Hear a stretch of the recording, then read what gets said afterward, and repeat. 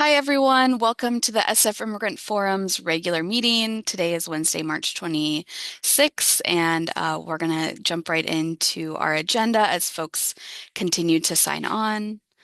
On today's agenda, we're going to first begin with some updates from the SF Immigrant Forum Steering Committee and from our departments, the Office of Civic Engagement and Immigrant Affairs, OSEA, Department of Public Health, Human Services Agency, and hopefully the Mayor's Office of Housing and Community Development will also be able to join us. Following those updates, we're going to have two presentations today, and our special topic today is workforce opportunities for immigrants. And first, we'll have a presentation from Immigrants Rising with Luis Perez, and then we'll hear from Upwardly Global with Neil Shevlin. And then we'll close out with some reminders about the forum and ways that your agencies can present at future meetings. So make sure you stay tuned for that.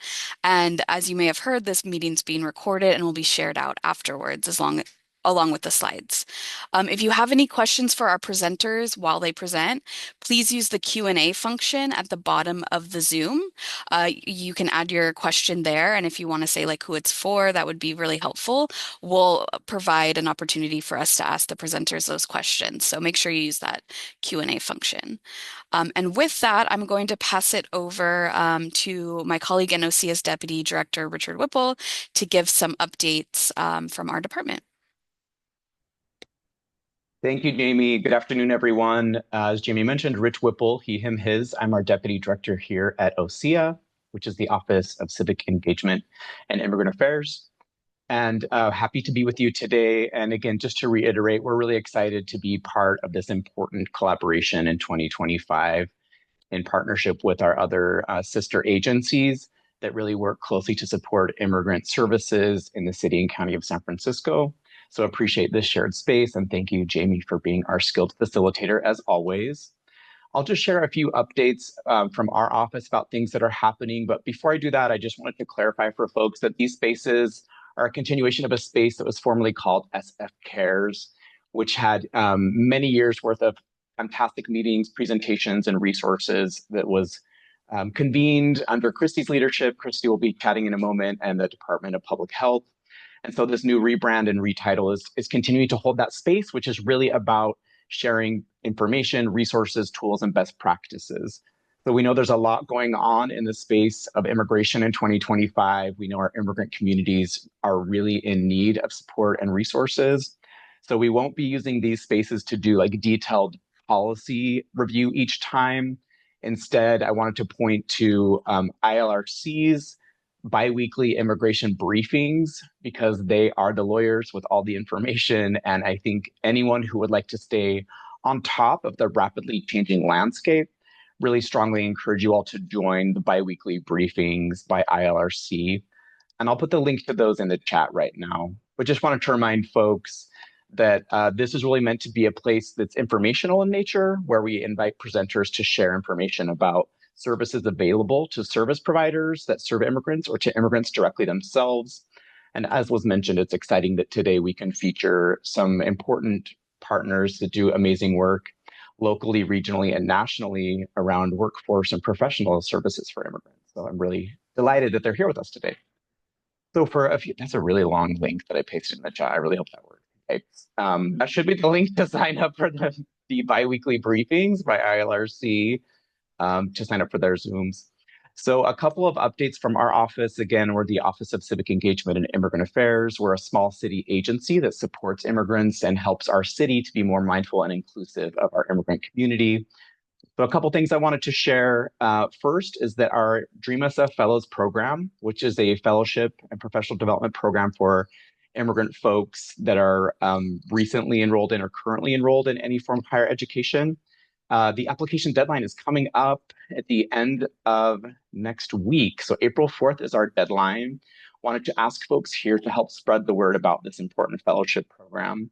I'll also paste the link into the chat, but we really strongly encourage folks to apply who have a lived immigrant experience, especially a lived experience being undocumented, as the program is fully open to any immigrant regardless of status and provides a monthly scholarship stipend for almost a full year while placing folks to gain professional experience in nonprofits that serve immigrant communities.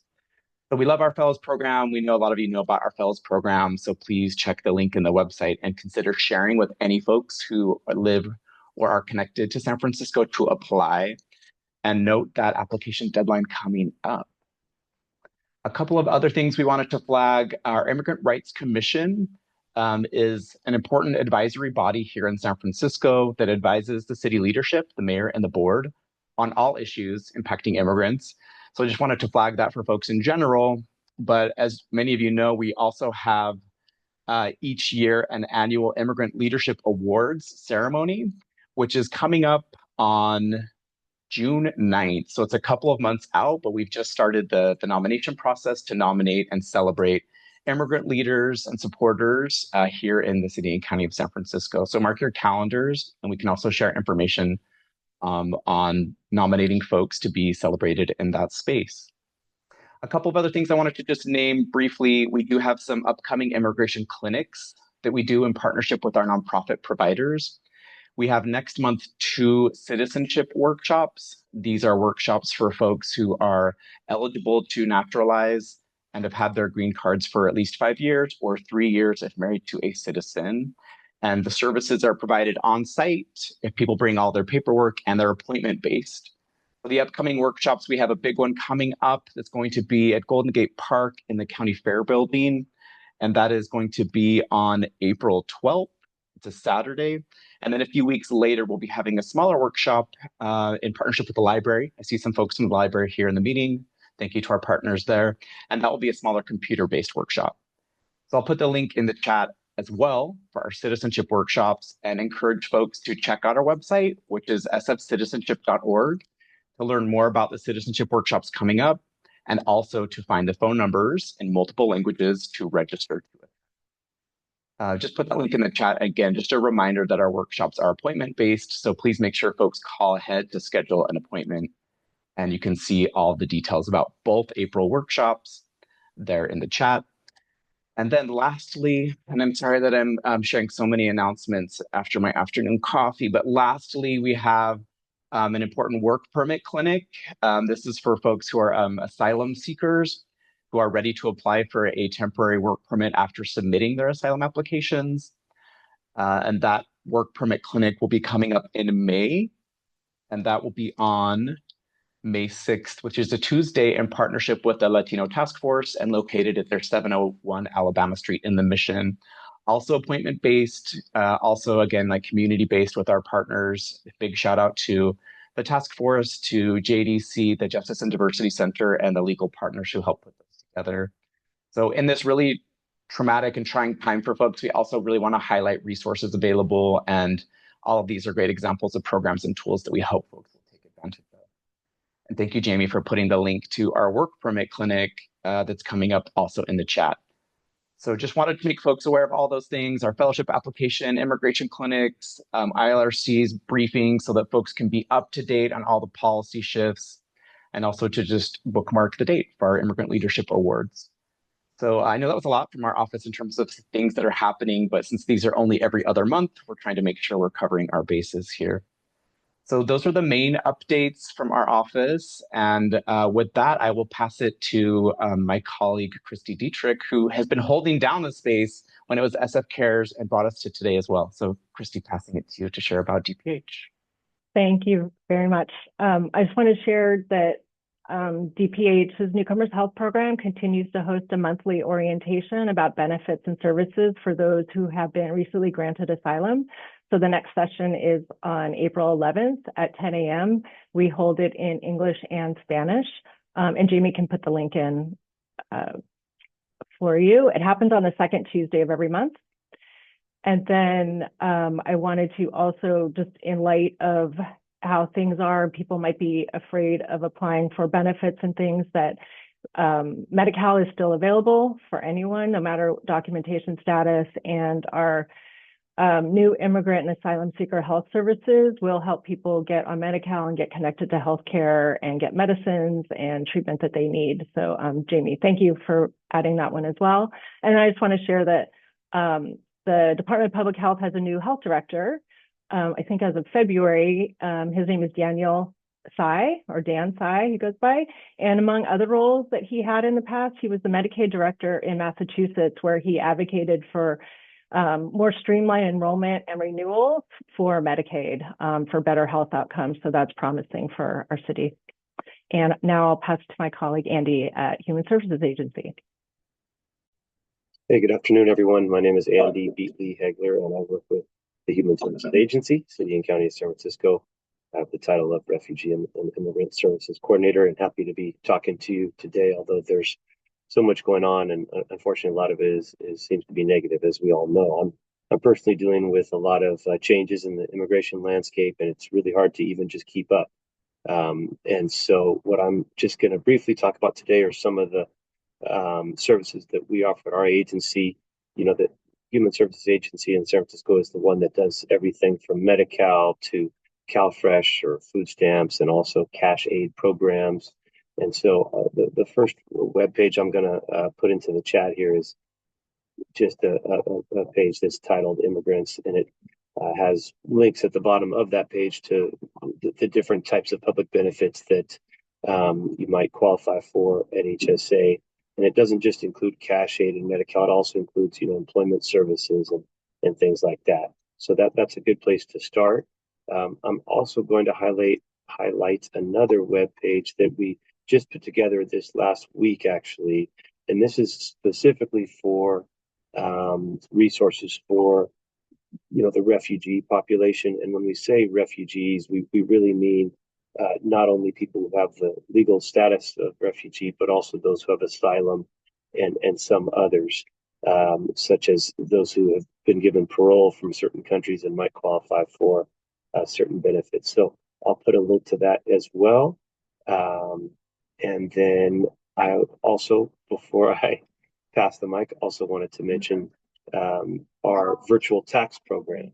Since it's tax season, we wanted to make sure everybody knows that we're offering assistance with your taxes, and it can be free as long as you meet the income threshold. So we welcome everybody to look into that, and I'll provide a link for that. But just to be clear, we have two HSA office locations where you can come in and you can meet with somebody about your taxes. And the addresses are 170 Otis Street and also 3120 Mission Street. So that information will be available via this page that I'm going to link in just a second. And I think that's it for me for now. And let's see here. I think that at this point, I will just pass it back to Rich. Thanks, Andy. And I know that our colleague Vicky with MOHCD is not with us right now, but we know that MOHCD, as many of you know, is an important funder of many of our immigration legal services, and they've just recently completed their request for proposals and their new cycle of grant funding, and we're grateful to them for continuing their grants to support our large coalitions that are doing immigration legal defense work, doing outreach and engagement work, and know your rights work, and the rapid response hotline. For those of you who did not join our earlier SF Immigrant Forum meeting, we actually featured SF Island and the rapid response hotline. So I'm noticing some questions that are in the chat. So just a reminder to folks, you can find the recording for the last Immigrant Forum, which covers the San Francisco Rapid Response Hotline and other resources from SF Island. I also answered one of the questions in the chat that has the link to the publications page for SF Island, which includes family response plans, includes posters, outreach materials that are promoting the rapid response hotline and phone number, and encouraging folks to remain familiar with that webpage and to reach out directly to those coalitions and their many partners. I see several represented here today if you need help with Know Your Rights trainings, materials, or resources. There's also a lot of great resources from our national partners and other local partners like ILRC, which include, again, family preparedness toolkits and other resources that folks should keep in mind as they're concerned about immigration enforcement actions that are happening. And then there's a couple other questions I'll just answer really briefly before turning over to our presenters. I know there was a question about the EAD clinic. These clinics were intended to serve asylum seekers and folks who were paroled under the CNHV program, which is Cuba, Haiti, Venezuela, Nicaragua. Unfortunately, we have learned through ILRC that the current federal administration has, of course, like rescinded this program, but then also more recently restricting the ability of people already here through this program to apply for other benefits, including potentially work permits. So we are getting almost daily updates from ILRC on how to best frame that, but at current, we expect there to be some litigation around whether or not folks who are already here in the country through these parole programs, whether or not they have the ability to actually apply for work permits at this time. So we'll continue to keep folks updated, but as of now, the workshop really is intended to support folks who are eligible through asylum to apply for work permits, and hopefully there could be some good news through litigation. I don't know, fingers crossed that maybe there could be some decisions that would allow some eligibility for other folks that received parole that are here and eligible for work permit. Vicky, I shared updates for you already and said that y'all are wonderful and completed your RFP, but is there anything you would like to share on MOHCD before we go to our presenters? Sorry to just put you on sudden blast. No, I apologize for coming in late. Any updates? Nothing in particular. Unfortunately, hopefully, maybe in the future I'll have some amazing, fantastic news to share. We're going to hold you to it, Vicky. We need some fantastic news in 2025. So Vicky's going to deliver it one of these days, y'all. All right, so I think those were the main, I think we answered most of the questions. There's also one last question actually I see in the Q&A before passing it on. There's questions about what many folks are aware, and again, this was covered in an ILRC briefing around concerns of the IRS sharing taxpayer data and ITIN holder data with ICE and DHS for enforcement purposes. This is very concerning and something that I know has raised a lot of concerns for folks as to whether or not it's a good idea to recommend folks to apply for ITINs. As a reminder, ITINs, an individual taxpayer identification number, is a super helpful tool for folks in many ways in terms of opening bank accounts, starting businesses, many things I think we'll hear about shortly from our Immigrants Rising presenters. But we also now realize that ITINs, if you don't already have one, may come with some risks. But just wanted to encourage folks to check in with legal service providers and to understand that each individual person or family needs to make their own assessment as to what those risks look like and whether it is a good or bad idea to consider ITINs. Again, we know some folks are already known to the government and maybe don't have the same level of concern as others. So just, again, encouraging folks to make individualized assessments and get qualified, high-quality legal advice before making any decisions. So we're avoiding kind of blanket recommendations because the kind of continuum of folks and their needs and situations are so diverse that it really is important that folks get a personalized, individualized set of guidances before making the decision that's best for them. So we're not here to listen to me, so I'm wrapping up. And with that, I'm really excited to introduce the folks that are presenting today. So the theme of today's conversation really is around workforce and professional development resources for immigrants. We know that, as was just mentioned, a lot of folks are potentially looking at a scenario in the future where they might lose work authorization, either because of court rulings or because of really xenophobic decisions that have been coming down from executive actions at the federal level. And so we know it's more important than ever to understand the resources and tools that are out there for folks, regardless of status, to really be entrepreneurs, to look at different credentials and career building opportunities for all types of immigrants. And so we're fortunate today to be joined by two really fabulous organizations that have strong presence here in the Bay Area, to hear from them about the services that they provide and about the resources that we hope folks here can really take back to your organizations and take back to your communities. So first of all, we're going to hear from our colleague, Luis Perez at Immigrants Rising, about some of the work that they are leading around entrepreneurship and other workforce opportunities for immigrants. And then after that, we'll be hearing from Upwardly Global about their career coaching program for newcomers and some of their expanded eligibility for their programming. So really delighted to have you both with us. We'll start out with the Immigrants Rising, and welcome, Luis. I'll pass it over to you. Thank you. Hello, everyone, and let me share my screen here.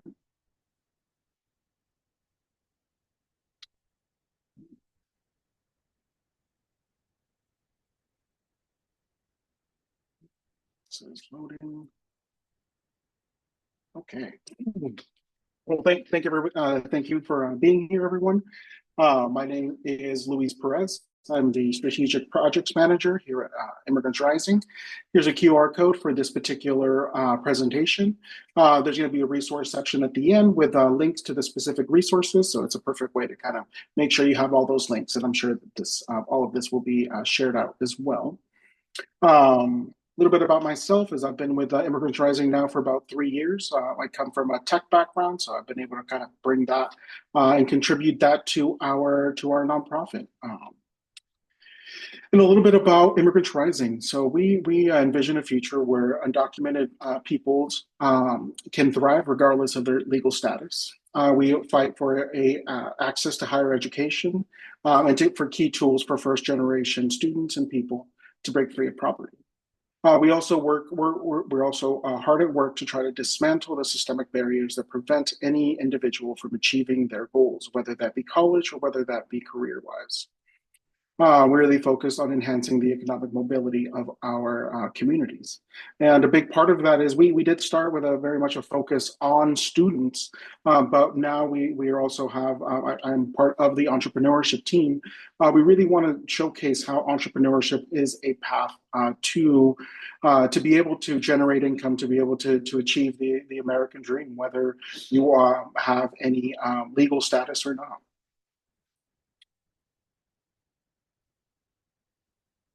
As I mentioned earlier, entrepreneurship is an income generation opportunity that anyone, regardless of their immigration status, can achieve.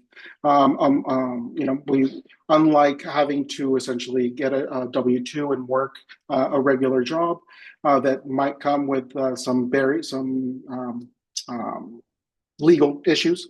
Entrepreneurship is a completely legal way for anybody in the United States to be able to generate an income and be able to provide for their family. And surprisingly, not everybody knows this, right? I feel like as somebody that's been eating and breathing this for 3 years, for me, it's like, oh, wow, of course.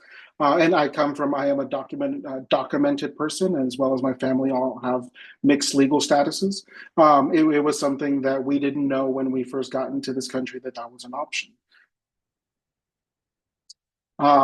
Again, working for yourself as either an independent contractor, as a professional consultant, as in the gig economy, is an option for anybody to be able to generate an income, and as well as an entrepreneurship, whether it be a sole proprietorship, partnership, a C corporation, or an LLC, and even worker cooperatives, something that we've actually been having some more presentations on, and actually internally getting some more, learning a little bit more about that, the worker co-ops that are very interesting and a great option for our communities as well. And briefly, I do want to talk about the SEED program. So the SEED program was a program that was open to California residents who were interested in starting a business or a nonprofit that were either undocumented, documented, TPS, or had limited English proficiency. There's been about 2 rounds of the SEED program that I believe it's ended. We are working on a SEED 3.0 part, so that's going to be something we'll talk about in our advocacy part.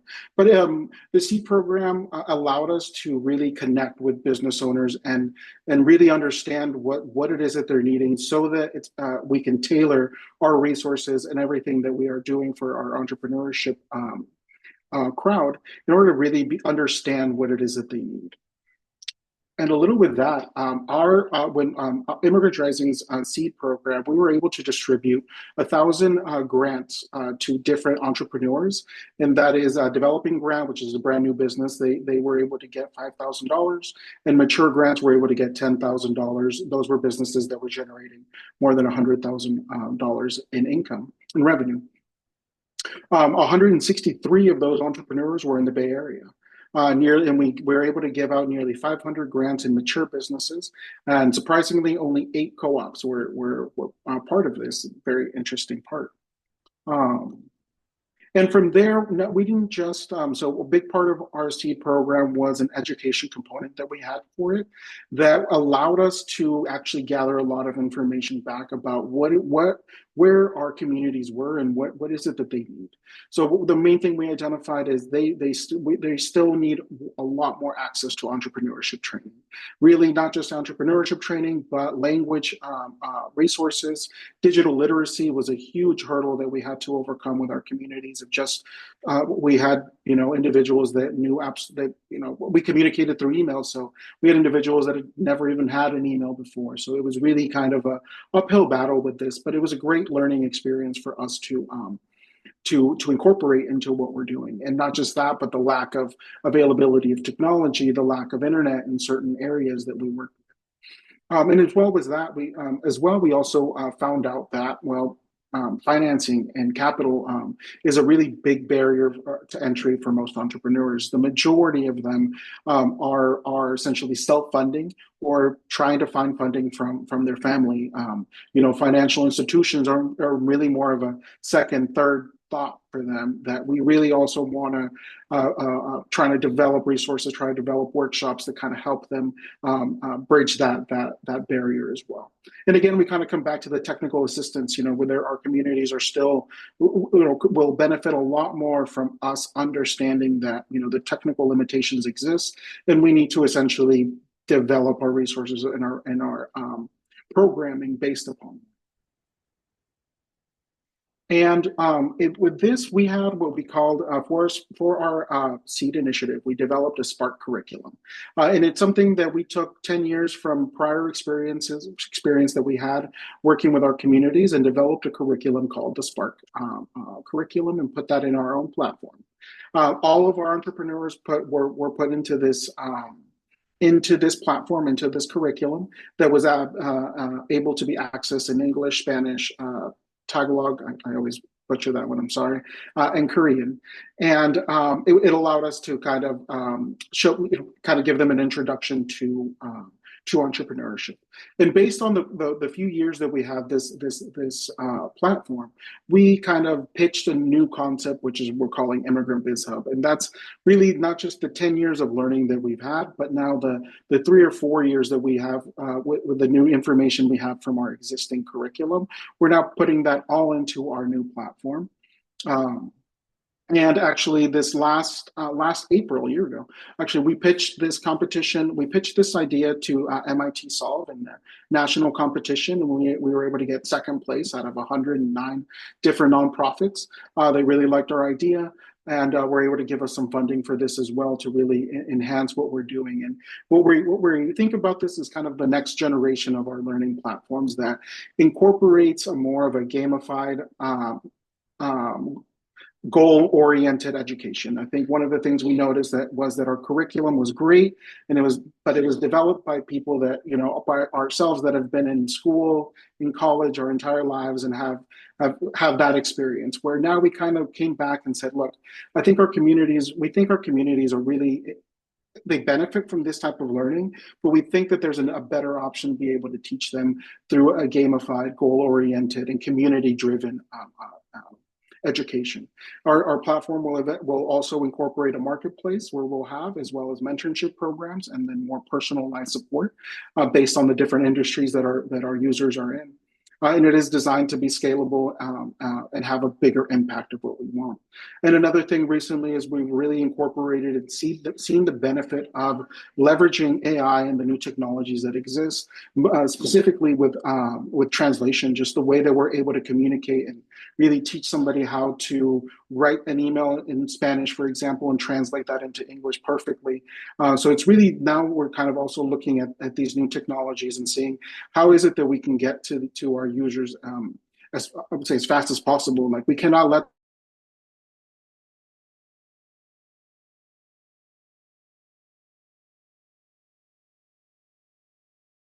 them fall behind. Sorry, I heard something. Oh. I think I I'm think frozen. you froze for a little bit, Luis. 1 second. I'm going to turn off my video just to No problem. hopefully Thank that'll you. go. Okay. We Yeah. can hear you fine. Okay. And so stay tuned. We will be launching this a little bit later during the summer. We're currently having a few user testers kind of going through our platform. And let's see. Okay. And yes, and one of the things that we do want to reach out, and I will put a link to the sign up forms for this, is we're also focused on doing some technical assistance and workshops right now. And one of the ones that we were mostly requested, the most requested one for us, were asset protection for immigrant entrepreneurs. So currently, right now, we have 2 sets of workshops with the New Business Community Law Clinic that are going to be going over asset protection, specifically kind of the power of attorney, making sure that you know essentially what can happen just in worst case scenario that if anything goes wrong with the kind of your being encountering ICE or something like that. We want to make sure that we have something in some workshops and something that we'll be able to put into our new platforms as to kind of know your rights and know what to do in the advent of something like this happening. And we also have a next round of these types of webinars with the Lawyers Committee for Civil Rights of San Francisco Bay Area. We're working on about a 4-set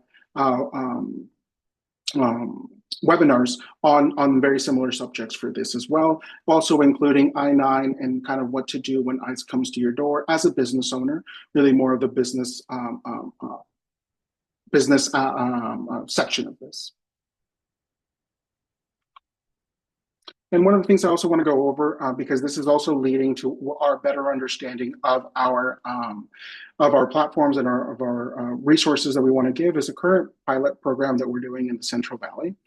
And it's an entrepreneurship academy that we're doing currently right now with Fresno area students. We're onboarding them into our platform and providing them some stipends in order for them to be a little bit more incentivized to do something like this. And the finality of this is we're going to pick our 3 best business plans and have an in-person pitch competition at Fresno State to help them and to we're going to have some judges, and the top 3 prizes will get an actual investment into their business. The top prize will get $5,000 for their business to start it, and as well as we also have a user testing group. This group is going to be our main user testers for the platform that we have developed. And a little bit here about the pitch competition that we'll be having. And really, it's something that we're just starting here in Fresno, but we do envision being able to do this statewide and eventually countrywide. But we think it's going to be a great event. And once we have it, once we kind of figure out all the essentially how to do it as well as we can, we really want to be able to kind of copy paste this into different areas where we can promote this and have a very similar event, as well as learn. We understand that every area is a little bit different, so it allows us to really better understand our regions and understand what it is that these that our users would need. As well as we're conducting a focus group, a research study on the entrepreneurs in the Central Valley. And I've seen some beginning parts of the presentation for this, and really it's something that I haven't really seen too much in the depth that our research is going into, really understanding our communities and where they are and what it is that how better we as organizations can get them the resources, get them the understanding that they need. So really great option that we have, that again, we're really looking into not just utilizing this to make our resources better, but being able to see how we can do this in the San Francisco area, in the Bay Area, in LA. So really something that we can move towards, that's really going to allow us to better tailor our offerings. And then the next part I want to go over is the policy side. So we really have a big focus on education, on making sure that there is a understanding of these opportunities, but there's also the policy side that we're focused on right now. And one of the main things right now for 2025 we are focusing is on AB 2586. I'll go over some of these. The new UC budget ask that we're looking for, C 3.0. So we are looking for funding for $15 million for 4 years of C 3.0, given how well this program went. Also, the economic mobility for all, which is really creating a more inclusive licensing program here in California. And then also kind of what we do when we have policy wins. For example, last year we at Immigrants Rising, we were kind of instrumental in helping pass AB 2543, which allowed all people, regardless, all businesses, regardless of status, to be able to get government contracts and bid for government contracts. But we have that great win, and now we also have to understand how to implement these and how to communicate this out to our community. And a little bit about economic mobility for all. It's a statewide coalition of community organizations and advocates, essentially trying to remove the barriers to the professional licensing that we know is that step beyond entrepreneurship, right? That professional licenses is that next step that we want to get our businesses towards, which is something that we recognize from all of our seed grantees. They wanted to continue growing, but they were limited because of the access to the professional licensing. So there's a link on this as well to learn a little bit more about this. But I think it's going to be a great opportunity for us to be able to champion something like this.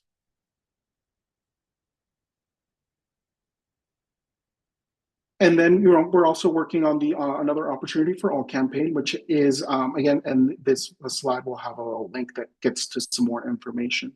But another on the policy side is just how the UC must ensure equal education and professional opportunities for all of these 44,000 plus undocumented students without DACA. I think we spend a lot of time talking about documented people, and really I think it's just more of a there's more visibility on them, but we also have to understand that there are a lot more undocumented peoples right now, and even everything that's happening with the removal of certain TPS protections, a lot of these people will potentially fall into these cracks. So we really want to be open about understanding that exists, and that we also need to have resources for them as well.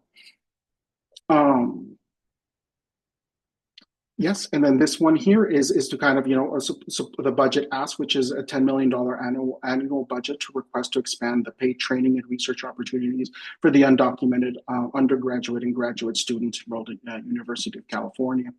It'll essentially establish a fund inclusive for training and research programs that will offer paid opportunities regardless of immigration status. And next, I'll go over some of the resources that we have. All of them have links. So we do have a Beyond DACA. We understand that DACA is a teeter-totter right now of whether it will continue or whether it's not. But this is the perfect time for us to be able to educate our communities about what happens if the worst case scenario happens. Essentially, be prepared. Again, it's really focused towards understanding kind of entrepreneurship as an option, and there's a great resource on our page where we talk about that, and we have a few webinars and a few videos explaining kind of how to navigate that in case it ever does happen. And another aspect that we have for resources is the mental health part. I think that's another section that really is hard to think about sometimes with everything else that's going on. It's how important our mental health component is, and we have a big team that's dedicated specifically for that holds really great webinars, really great workshops on essentially kind of what to do, how to connect with a mental health professional as well as an undocumented person. So really great resource here to take a look at for that.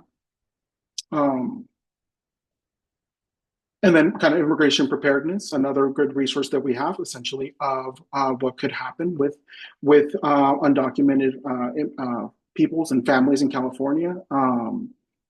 essentially providing that information to the secondary and post-secondary institutions. Yeah, so it's a great guide. So we do provide a lot of different guides that we like to provide on our website. So here we'll also find a link to any type of immigration preparedness. Also on our core is higher education. So also kind of resources, great resources on, and I briefly go through these. I'm more on the entrepreneurship side, but we want to make sure that we at least have these links available for these. But again, how to create a student task force as an undocumented person in a higher education campus. I think it's also a very great resource. And we've also provided here some rapid response additional resources about kind of what we're doing to promote and to educate everybody about the everything else that's happening with this second administration. And also, I'll leave a link to our promising roundtable if anybody's interested in joining these. And then the last thing I'll do is have a Undocu Digest. So it is our another offering that we have, and it allows you to kind of get into our listserv and really have some really good information about higher education, about pretty much any change that's happening. Is our lead, Madeline, our lead is amazing at kind of getting as much information about that as possible through FAFSA, through any change that's happening on higher education. We try to communicate that as best we can. And you'll make sure to add Madeline, yes. And that's what I have.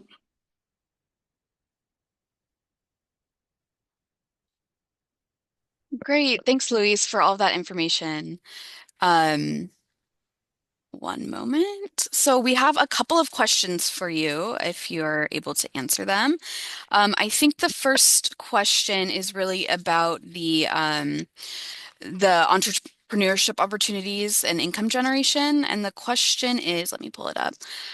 Does this not apply for folks who are in the process of applying for asylum, given that it might jeopardize their opportunity as they're like waiting for their work permit, and for the entrepreneurship program specifically? If you could speak to that. Is that mean like getting an ITIN or just overall working as an independent contractor? I think it's participating in your entrepreneurship like seed program. Okay. Yeah. So unfortunately, the seed program, we're still asking for the budget ask. So our seed 3.0 hasn't been officially confirmed yet. We don't have an open seed program at the moment. We're waiting for that. But no, I mean, if and when it does come back, no, that's just a grant. There's no, no, there wouldn't be any issue with that. We actually had a couple of TPS individuals in that, but no, when again, I hope it comes back. No, there shouldn't be any issue with that. It's just a grant that we give out. Great. Thanks for clarifying that. And then the other question we have is, are the resources that you've been sharing, which have been many, are they available in Spanish, or maybe it depends on the resource? It depends on the resource, but they should be. And let me double check. I know the new version of our site has a translation option, but let me. Actually, you know what? I'm not entirely sure, but I will ask and get back to everyone. Great. Thank you. All right. I think those are all of our questions. So just want to really thank you again for all of the information. And as a reminder to folks here, we will be sharing out Luis's slides so people can access all of those resources and links. And with that, I will pass it back to my colleague, Rich. Thanks, Jamie. Thank you so much, Luis, for sharing that and for all the amazing work of Immigrants Rising. And we look forward to hearing more because it sounds like there's a lot of great things on the horizon. Definitely will plug in that information to this group, and ditto that it would be great to share those things to our listserv as more information comes out. Our next speaker, which again is on the same vein, will be Neil from Upwardly Global. I think hopefully folks here are familiar with Upwardly Global, but if you're not, you're about to be, thanks to Neil. And they have some fantastic career coaching resources and tools available to folks and to our immigrant community members that we're excited to learn more about today. So thank you, Neil, for making time and for all the work that Upwardly Global does all over the place, but especially here in the Bay. Passing it to you. Thanks, Rich. Thanks, everybody, for joining, and I appreciate the time today. I'm just going to share my screen. So Upwardly Global, like we provide career support for refugee and immigration professionals.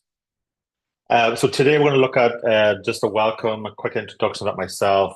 I'll give you a program overview. I'll also talk about our new expanded eligibility. We'll talk about the components of our career coaching program. We'll give you some case studies just so you can relate them either to yourselves or to people that you know or work with. The steps, the program, the career coaching segment, and then what's next, and then we'll close. We can have all this information available as well following this meeting, and we also have links to the different sections as well if you want to check out. So just quick about me. I'm an immigrant. I'm from Ireland. I moved here 9 years ago. I live in Sonoma County, California. I've gone through the process of looking for jobs in the United States. When you move here, it's quite different to other countries. There's different culture, different way of doing resumes and interviews and so on. That's what we help with. I've 20, a bit like Louise, I have a background in tech. I was in tech and government for 25 years before becoming a full-time coach 2 years ago. I'm a certified career and life coach, and then I have a knowledge of the US job system. So here we are. So we unleash the potential of immigrants, and the main thing is we secure their skilled aligned careers. So if we work with somebody that's a doctor, we focus on them getting them a job in medical. If it's an attorney, it's legal and so on. So we very much focus on the career that they did in their home country and the career they deserve in the United States. So when they move here, they actually can get an income and a life they deserve. We dismantle the barriers for immigrant refugees and asylum. So there's barriers, some of them are there, some of them are visible, some of them are invisible, but we sort of dismantle these barriers and we coach and we help the job seekers to sort of progress and just use all their skills into the US economy. So just to set the context, so we serve newcomers. So it's people with professional backgrounds, things like engineering, medicine, law, business, people that have a bachelor's degree or higher. But you might be surprised that 85% of the immigrant and refugee job seekers that we work with are under the federal poverty line. So it's incredibly important for us to get them coached, get them skilled, and get the job that they deserve and get placed in and then support their family. It's important, as I said earlier, because foreign-born job seekers like me and other people, we face barriers throughout the entire job search process. Some people say it's fair, it's unfair, but we have to just deal with it and actually help and be proactive. We help the people with job search strategy. When there's lack of licenses and certifications, we have great skilling opportunities. We also have coaches that are expert in different fields and what's skilling that you need to actually succeed. We have partnerships with organizations like Education First to provide English language proficiency to our job seekers. We help with gaps in resumes. We have an AI tool as well that helps the job seeker build resumes. We also work on the professional network, whether it's LinkedIn or we have amazing events we set up. We have networking events. We sort of coach people to network better. And then also, if a job seeker is stuck in a survival job, so of course, when you arrive in the United States, a lot of people get a survival job, which is great initially to get money just to live. But sometimes job seekers get stuck. So we coach and support them to transition from that survival job into a full-time professional job of what they do. We then include things like employer bias, unconscious bias, affinity bias, American exceptionalism, unspoken cultural norms, and so on, work authorization confusion. So we sort of build all of these elements into the program and customize it for our job seekers and just give them an overall like customized coaching plan depending on what they do. So our impact last year, so to date, we've helped over 10,000 immigrants, refugees, and asylees to obtain thriving wage jobs. These contribute around $74 million annually to the US economy. So as immigrants, we add a lot of value, both culturally, but also monetary to the US economy as well. So it's great to have immigrants here in the United States. Um, we've had 1,400 job seekers placed in wage roles. The average salary is $68,000. So that's across the whole country. So you can imagine that depending on, I know in California, the salaries might be a bit higher, but on average, 68,000 is a really great sort of base average to get started here and then promote. And again, $74 million contributed by immigrants, refugees, and asylum. So there's a lot of value, a lot of things to be proud of us immigrants, and I think we can get even better in the future. So just to give you an update on our program eligibility requirements, we've changed this recently to make it even more flexible and better for our job seekers. So the visa status and the old criteria was a green card, a humanitarian visa, and work authorized. It's now all humanitarian visas and other employment-based visas. There's a question here that will we provide the slideshow? We will. So this slide has all the links. So for example, there's the list of the visas here if you want to go in and have a look. Before it was you lived in the US for 7 years or less. Now it's 10 years or less. So we've extended that to make it a bit longer. Sometimes our job seekers move here and for whatever reason, whether it's illness or they start a family or something, they don't look for a job immediately when they get here. And it could be up to, as I said, 10 years. So we can help them as well. Before, it was people that hadn't held a professional job in the US. So if you'd never worked in your profession before in the US, we've now made that more flexible that if you had a professional job but you lost it, we can allow you into the program. Because some people get jobs and then whether it's a year or it could be a month, there might be layoffs in their organization. So we can support them. Residing in specific states. So before we used to support 18 US states plus DC. Now we're actually any state in the US. So we've opened that way up to job seekers and immigrants in all the states. Bachelor degree or US equivalent is still the same. And then speak at least intermediate English. So somebody gave a question there, is there a minimum English proficiency? Yeah, so we have courses to help with English, but we say like at least intermediate. So you don't have to have perfect English, but just like it's sort of basic knowledge of English, and then we can help you and give you support on some language classes and so on.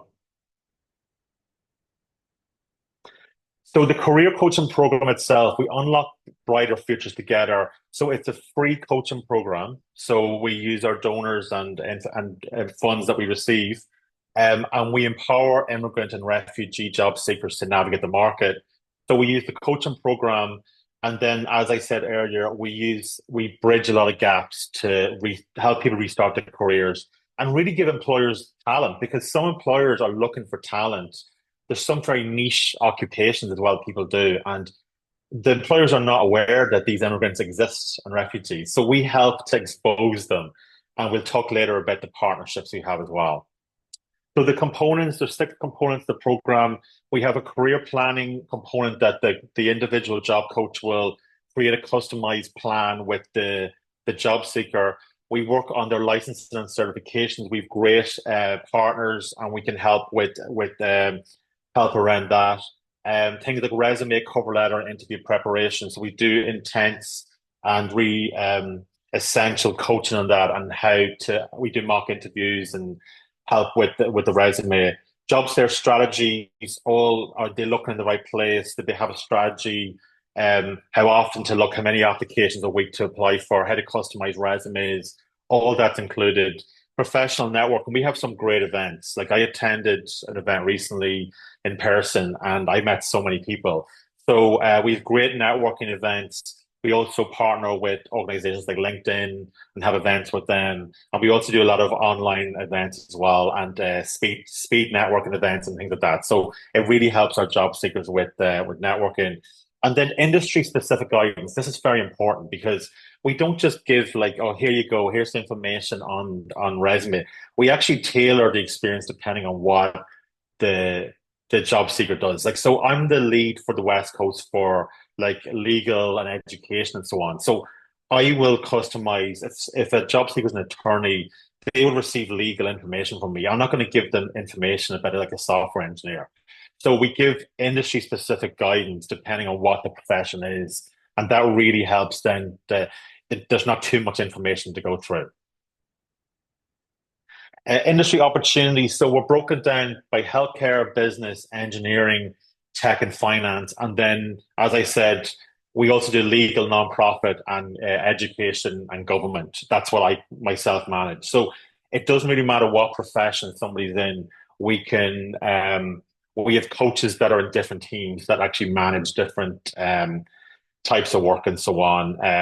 And they know then which organizations are hiring, what type of content do we need. So skilling opportunities. So 1,429 of our job seekers enrolled in 2,913 upskilling courses in 2023. So we have partnerships with organizations like Microsoft, edX, Udemy and Coursera are used heavily, Trailhead, Splunk, Project Management Institute, Inco Academy, Google, our scholars, the job hackers, the code, the dream. So we have a great partner team. We have a great skilling team. We're constantly adding new offerings. So as coaches, we will tailor the experience for the immigrant, asylum and refugees to actually see exactly how we can bridge the skilling gap. So through our employer engagement, we've talent pipelines. So we have partnerships with organizations like Amazon. One of my own job seekers recently started in a really big job in Amazon in Seattle. He's from the Ukraine. We also have connections with Deloitte, Warner, Goldman Sachs. LinkedIn are an amazing partner of ours. I've been in their head office in Sunnyvale and downtown as well. They're so great as an organization. NBC Universal, Microsoft, Google, Box, Airbnb, Levi's, Coursera, Starbucks, and Accenture. So we have a great partner team that work on opportunities. And then once our job seekers are go through our program, it opens up then for them to connect with these partners. We support credential evaluation. So if you come across any immigrants, refugees, asylum that need support, and they want to speak to us, or if you need to speak to us, we will provide a lot of the coaching program and skilling. We're not a credential evaluation service, but we do support with guidance on how to get them evaluated. We have partnership with like WES, and we have other options as well, depending on what country or where the qualification was obtained. So we also provide evaluation support for the job seeker if they have an offer for a job or a college as well. So we provide other extended services on top of the coaching program that we do. So we look at a case study. So James was from Haiti. He was working as an Uber driver 2 years ago. His goal is to become a physician in the US. His barrier initially was he had low English, no resume, no healthcare network, and low income. So the short-term plan was to get the resume updated to a standard that he can apply for roles. Medical assistant certification. So we utilized our network of certs, and then English support to do English language courses. The long-term plan for James was to relicense application, so go in and get himself relicensed and apply for residency as well to do healthcare. So the services was resume editing, scholarship and registration for CCMA, medical assistant interview prep, English class enrollment, ERAS application editing, personal statement editing that he used for both his LinkedIn, his professional summary, and his elevator pitch at an interview, scholarship for UWorld and his exam fees. We helped him out with that. And then the residency interview prep and mock interview as well. So we covered all the bases of everything that James had to do to actually be successful in the US. Another case study is Janet. She's a lawyer from Venezuela. We work with a lot of people from Venezuela. She delivers with Amazon, and she arrived here last year. So her goal is to become a lawyer in the US. But for those of you who know about lawyers in the US, you have to do the bar exam and get your license. There's a process. So we advised Janet on all of this.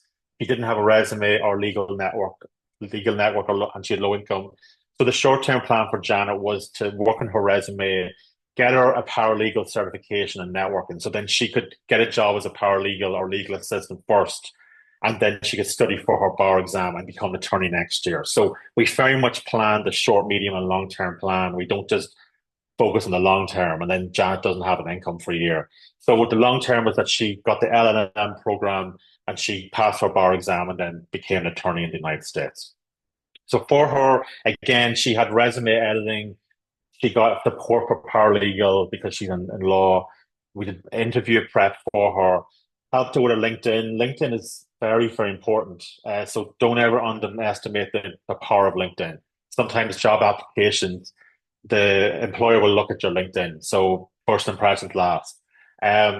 She attended Upwardly Global networking events and got assistance researching the LLM and requirements. And finally, the success story, Vanessa from Venezuela. So like Janet, she's in Venezuela. She's an anesthetologist in Venezuela. She had to flee there and their home, which must have been very unsettling for them. But there was political unrest in 2017. She resettled in New York. She worked in construction jobs there. In 2022, she joined Upwardly Global's program. And with the amazing Kyrie, who's a coach here, she obtained certifications at Lehman College. She did amazing in her interviews and she connected to job opportunities. And then she landed a role as a senior anesthesia technician at New York Presbyterian Hospital, and she makes 78,000 a year. So she's well on her way. She's going to be going for promotion. She's going to be meeting new people. She's going to have a great sort of profession here and just building on her skills. And we're very proud that we could help her with that.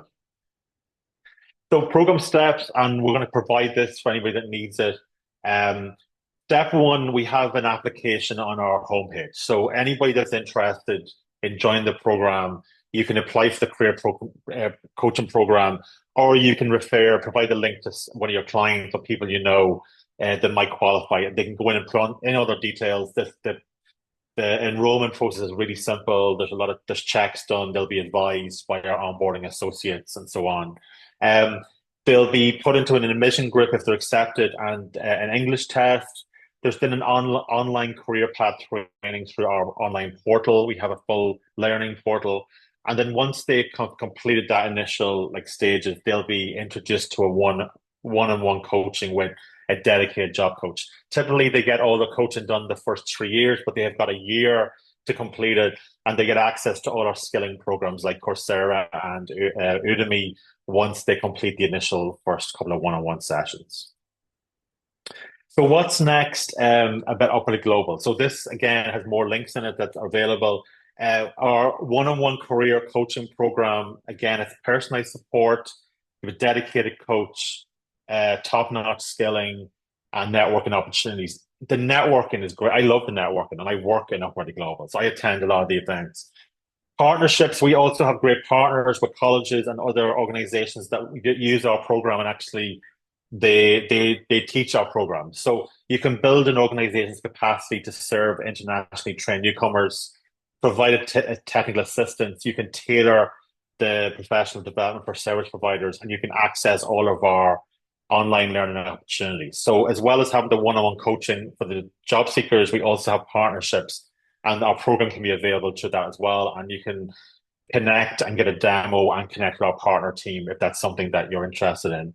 And finally, we have a public platform. So it's a free online platform to everybody. So even if somebody doesn't have a work authorization or they don't qualify for the program, if they don't meet the one-on-one career coaching criteria, you can still sign up. So even if you meet people that might not have the criteria of the program, feel free to pass on the sign-up page, and they can still get some great materials and resources that we can provide just to help them on their way in their life in the United States. So I want to thank you for your time today. My name is Neil Shevin. I'm an employee services lead. My email's on screen. Audra Brown is our program director. She's based out of in California. That's her email as well. So feel free to email either of us if you have any questions, and we're happy to answer. Thank you so much, Neil. Really appreciate these great resources, and I hope folks take advantage. We didn't have too many questions for you, but the one question we did have, And again, we will be sending out the slides from today, so don't worry about accessing those resources. Is if we have job openings at our agency, can we send you the information about that? We would love that. Thank you so much. Like we actually like we're not an agency, but however, when we're coaching, if we come across opportunities or with connections, we would like for example, if there's a job in teaching and I have teachers, I'll provide them the information. So yeah, if you have any job openings, please provide me information. Feel free to add me on LinkedIn or send me an email. I'd really appreciate that. Awesome. Thank you so much. And again, thank you both for the presentations today. Again, we'll be sharing out the resources so everyone has access to the slides, to folks' emails, and we can continue this partnership. And before we kind of conclude with some reminders, I'll pass it to my colleague Rich again to provide some more updates. And thank you both again. Yeah, thank you, Jamie, and echoing the gratitude to Neil and Luis. Thank you both again so much. I know that we do have somebody with the California Department of Social Services, CDSS, Azim, who also wanted to share some updates. So Azim, if you're still with us, feel free to share any updates from the state level as well.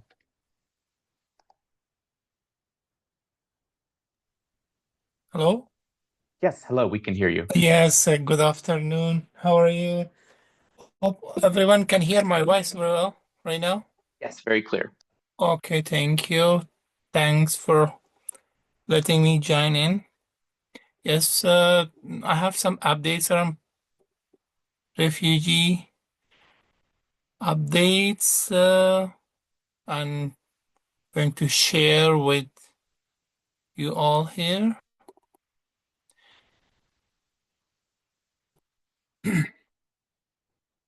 Federal updates, refugee arrivals report, federal fiscal year 2025. As of December 21, 2024 for the federal fiscal year 2025 nationwide, 37,591 people arrived in the United States. They are included refugees and SIVs. Specifically in California, we have 5,016 people. 2,199 of them are refugees and 2,817 are SIVs.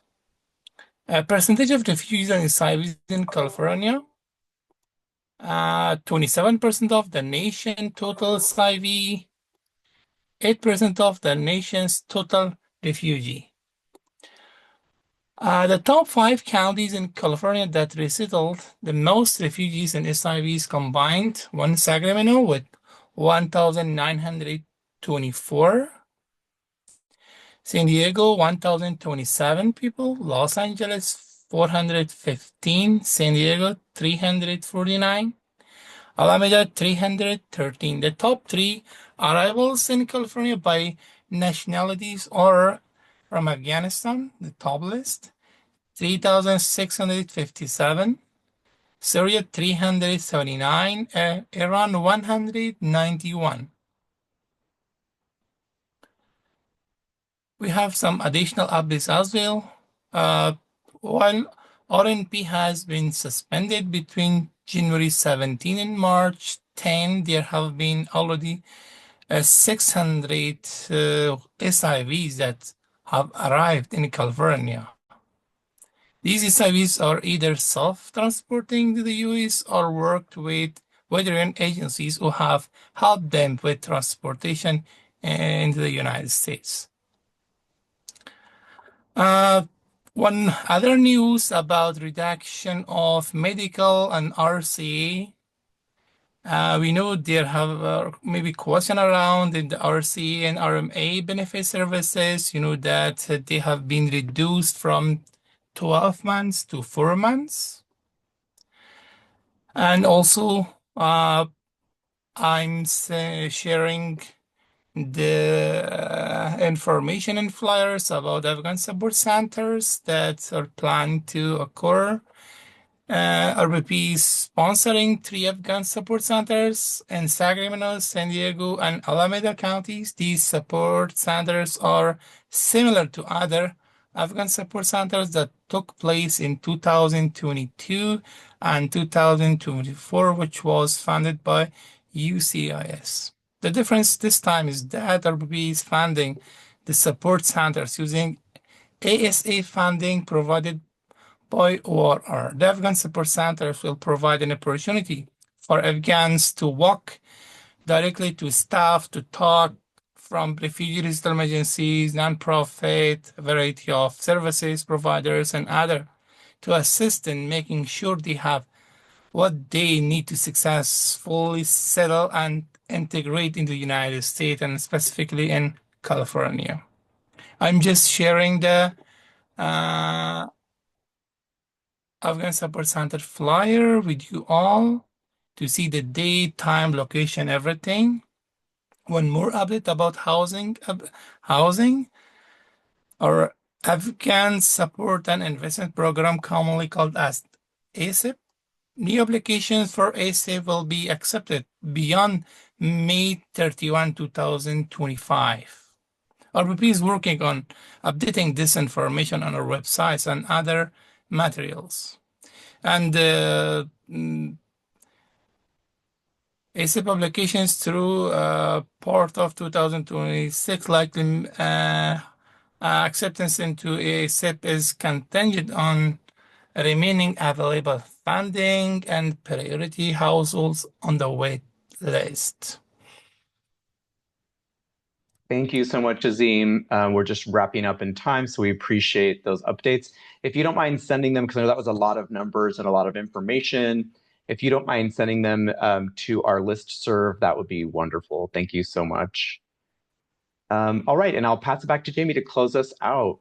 Thanks, Rich. And we are going to close in just a few minutes with some reminders. So Rich went over this at the beginning, but it's just a reminder of what this space is for. And the forum meeting here participating in today is just one component of the ISF Immigrant Forum.